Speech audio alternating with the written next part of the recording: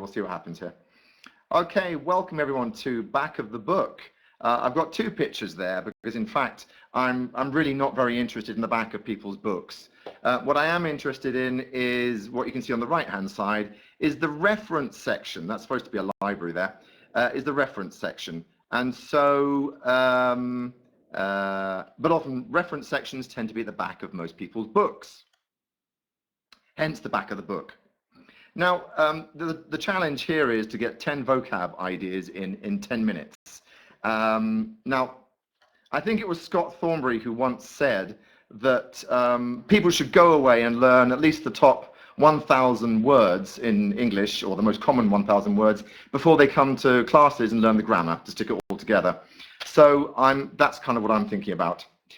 Before we start, a little reflection, but this is going to be a pretty quick reflection. Do you actually use the reference sections in any ways? In class, for self-study, for homework? Do you ask your students to check out the reference section at the back for revision before tests and exams? How do you encourage students to use the back of the book and the reference sections? I reckon we can do some work here on creating good learning habits and doing some nice little intensive vocab learning slots, okay? That's the aim. So let's get cracking. And I think I said in my blurb that this may not be the most colorful section of the book, but I hope to prove to you it's one of the most useful. And if you think about it, anything at the back of these books it has been produced by the publishers, you know, and they've obviously tried to make our lives slightly easier. Because the wonderful thing about the lists of vocab at the back of books is that they're a summary of everything students should learn or should have been learning. So let's start with the verb table. Now, how many students get excited about looking at verb tables? Mine do. Here's a little test to see if you get excited, okay? I'd like you to guess in that case. No cheating, don't open your books. How many verbs in the verb table I'm about to show you only change one letter between forms? Between first and second form, or second and third form, or first and third form, okay? So numbers in the box, start on the chat box. How many words, how many verbs? 22, Neil. You've probably done this before, have you? I like the disparity. Thank you, Lisa. 12. Okay. To put the rest of you out of your misery, let's have a look at the back of the book. I've clicked. It's not. There you go. Right, there's the verb list. How many change one letter between any two of the forms? It's your lucky number. Okay, I'm going to stop you there because I'm not really interested in your answers for now. Sorry about that. It's a time thing too. Listen, but what is important here is, were you looking at that? Were you looking at that verb list with some intensity? Did you actually want to look at that verb list? Did something drive you to look at the back of this particular book? That's my point. I've actually found students getting quite excited about this and getting quite, thank you, Porter. Thank you, Paula and Sandra, for actually answering the question with yes. Okay, my point is this. And all these wonderful summary of language is very exciting. And if we can get students thinking about how they could use it, great. There's so many other ways of looking at verb tables as well. I mean, the first thing is, if you say to students irregular verbs, they're going to go, oh my God, it's a daunting task learning hundreds and hundreds of irregular verbs. So let's organize them. That's why it's excitingly regular, irregular verbs. They could organize the verbs into all those that have the same three forms. You lost, lost, lost, and you put. Those that have the same first and third form. Come, came, come, for example. An awful lot have the second and third the same, including all the regular ones. But then more interesting ones, like third forms that end in N or GHT. What about third forms with double letters? Now, my students tried doing this. Thanks, Sev. My students tried doing this, and they came up with a fascinating correlation between third forms ending in N and third forms with double letters. I'm not going to tell you what it is now, but you can go away and try and find out what that is. But get your students to try and find patterns, and then you can make a poster. Rather than a poster of, several hundred totally unconnected irregular verbs, what about 4 or 5 posters grouping them? One I haven't got here is irregular verbs with 3 completely different forms that don't look like each other. Okay, that was the first one. I said 10 in 10 minutes. We're on number 2 after about 10 minutes. We're going to have another look at the back of another book in a minute. This time, it's a vocab list, and this vocab list is organized by unit. Okay? What I'd like you to do is to divide this list of words into 2 groups. Okay? You can decide what the groups are, but what you must do is give a title to each group. Okay? And then be ready to justify the link between your words. Okay? So, put these into 2 groups and then give a title to each group. Are you ready? Are you steady? Here goes. This is from Hotspot 4. Are people still hearing me? Because I'm getting nothing back here. Can just someone say yes, hear you, if you still hear me? Or good, okay, thank you. Okay, so have you come up with a list of words here, and what are the titles? Any of your group headings in the box down there? Nouns and adjectives, yeah. Anything else? Places, okay, descriptors. Okay, well, I thought of something more on the lines of words I will never use, or words I will never spell properly, or words I still don't understand. The more bizarre, the better, frankly. What about this one? What about leisure? Leisure? Badminton, brilliant, cinema, exciting, great, karate, leisure centre, library, I hope that's leisure, pub and theatre, there you go, leisure. Okay, it could be words I can and can't pronounce. Exactly, Sarah, words I can and can't pronounce. Exactly. If students are looking at this list and say, I don't know what exciting means, then there's no problem. You can say, jolly good, go and look in the front of the book and you'll find Unit 1, which we studied last week. Okay, and try and work out what it means.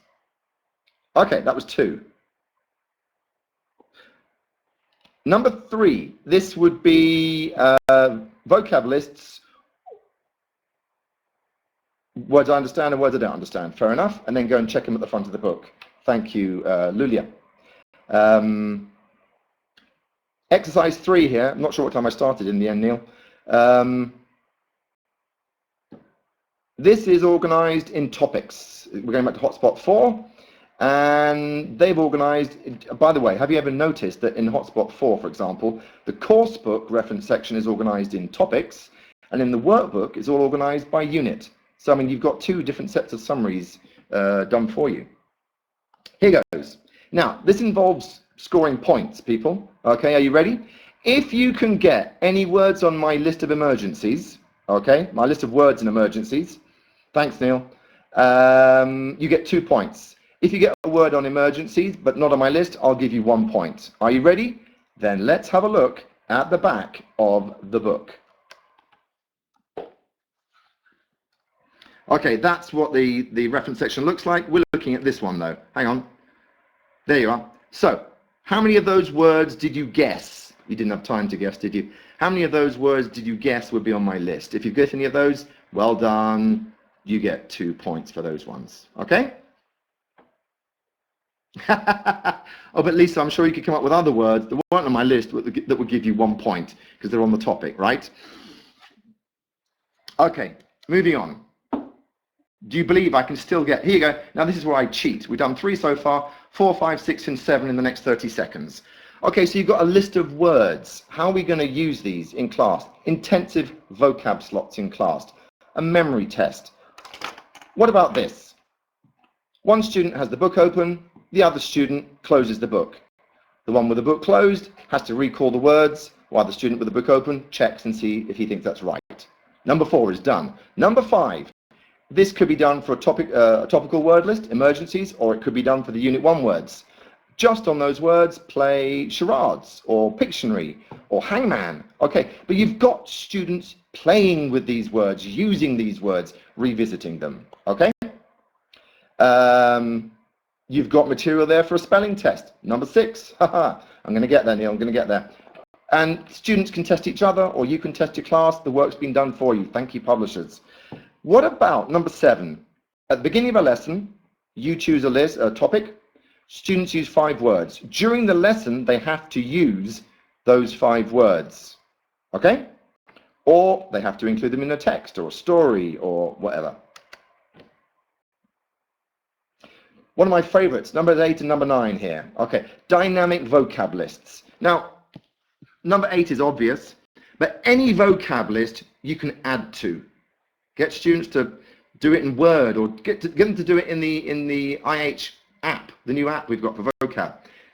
Any vocab list in a book, students can add to. Now here comes the secret, number 9. Okay, when your list of words gets beyond 10, you've got to subdivide the list, okay, and you must give a title to each subdivision. All right, like we did earlier on. So students can keep adding words, so they've got to keep revisiting their lists. So they're going to have to keep subdividing, okay? But it's important to have a title for each group so that students are constantly thinking about the link between the words. As I said, it could be anything as bizarre as I like the sound. I'll give you an example. When I first came to Portugal, 2 words which I will never forget. One I needed, and at the time I didn't, the other one I didn't really need. But there was pechincha, which means bargain. I don't go shopping very much, so I didn't really need that one, but I like the sound of it. And the other one I really did need is bolacha, biscuit. I needed that. Okay, but I have never ever forgotten those 2 words, and I've always put them together because of the sound.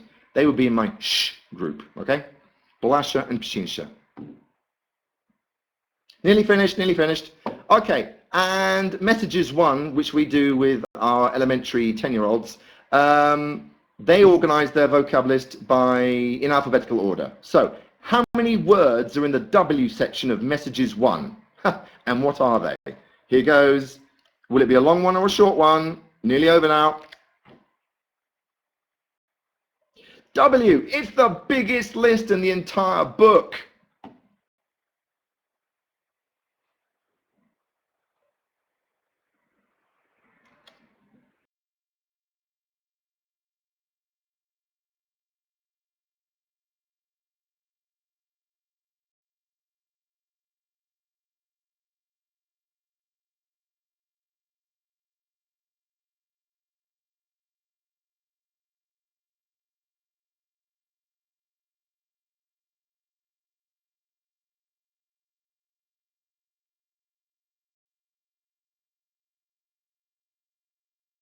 You. You haven't turned your mic off or twiddled it some way, which is a real shame because we were going brilliantly.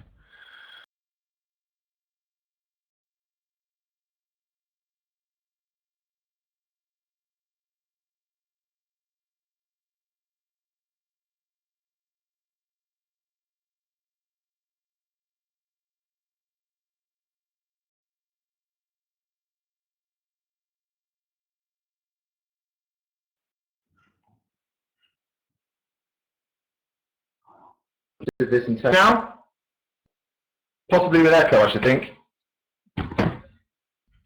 I've lost you as well.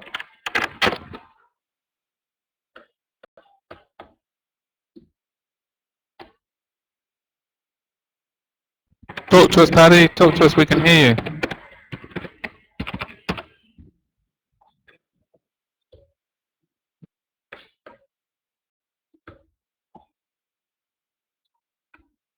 Okay. Am I gone? Still there? Okay, we'll try that. Anyway, essentially, get students using these lists to keep on testing themselves and testing each other.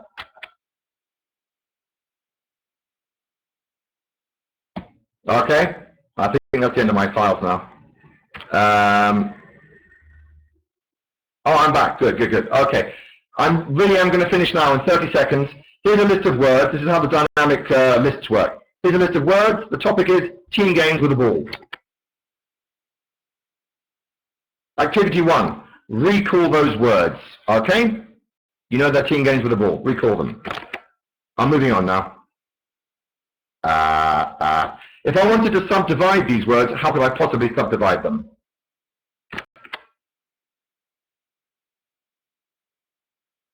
They could be games with sticks, games with big balls, indoor games, you name it. Keep adding, keep subdividing. The more bizarre the association, the better. Okay, I think we're done for now. And don't forget,